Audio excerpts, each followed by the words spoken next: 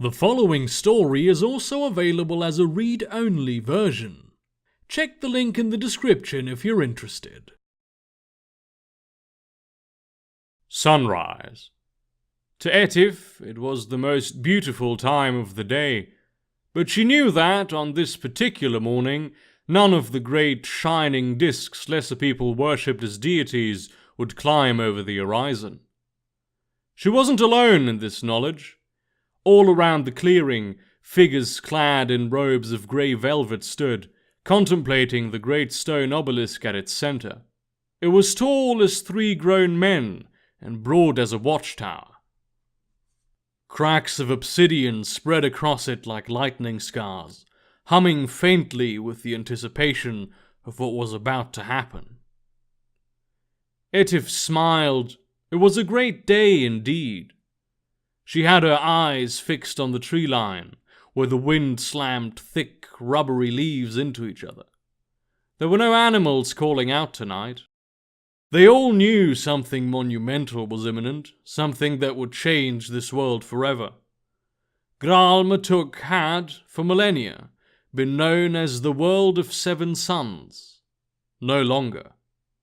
In anticipation of this, predator and prey had laid their eternal struggle to rest for this one night, to await the new era huddled in the safety of their caves, dens, and burrows.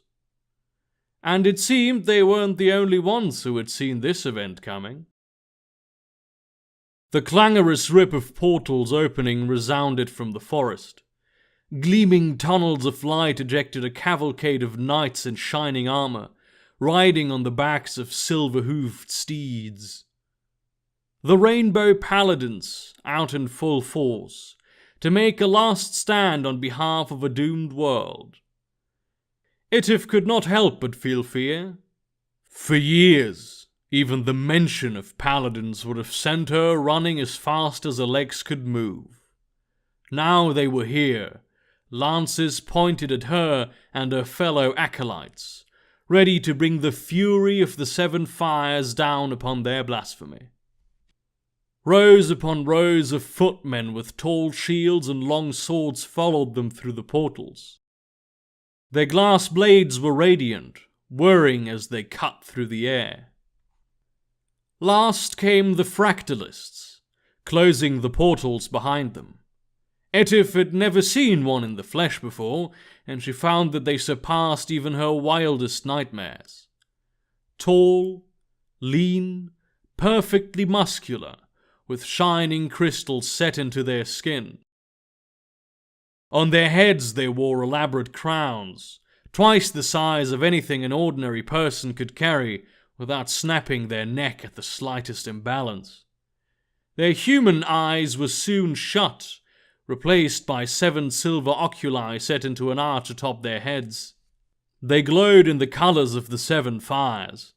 Red to see the past, orange to see the present, yellow to see the future, green to see all lies, blue to see all truths, indigo to see all secrets, and violet to see all the things only a fractalist could ever hope to comprehend.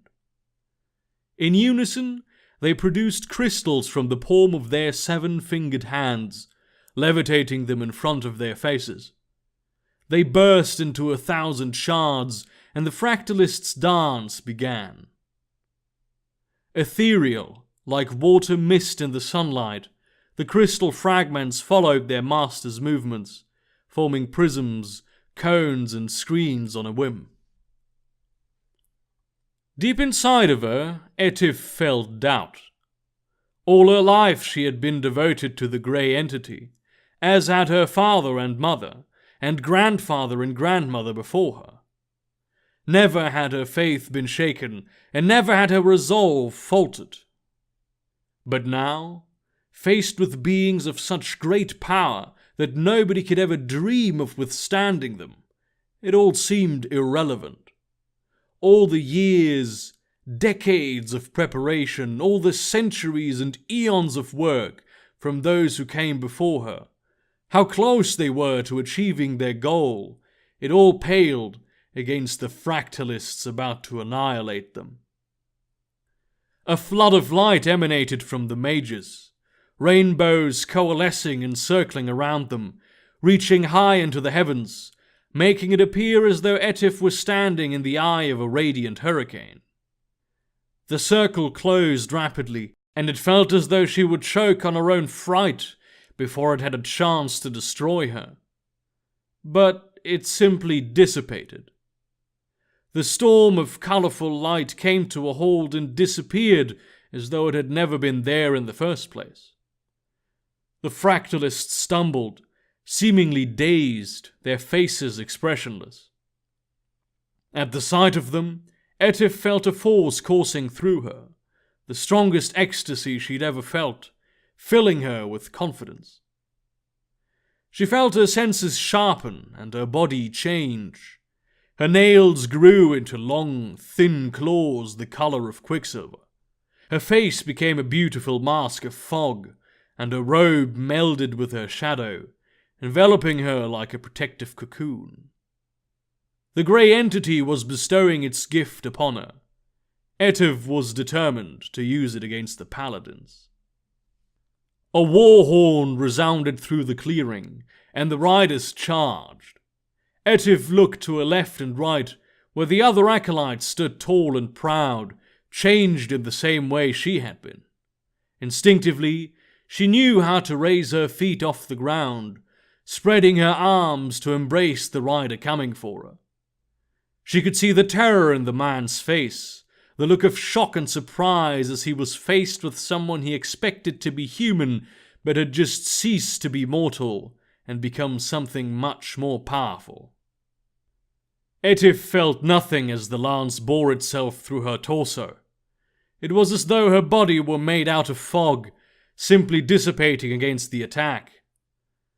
Her laughter was a bone-chilling, feral sound.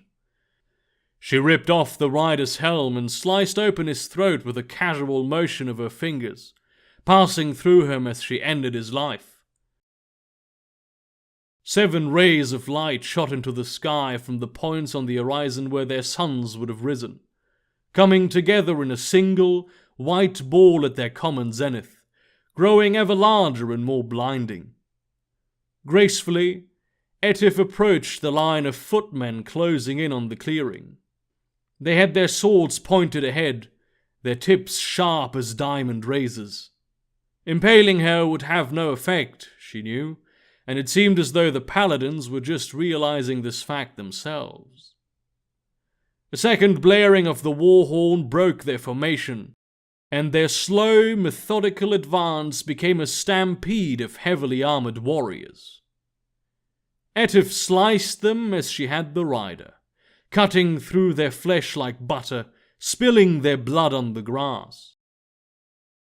A sharp agony ripped Etif from her slaying trance. She turned around to see one of the fractalists facing her. His second bolt of light hit her square in the chest, and the pain was so overwhelming that she dispelled like fog in response.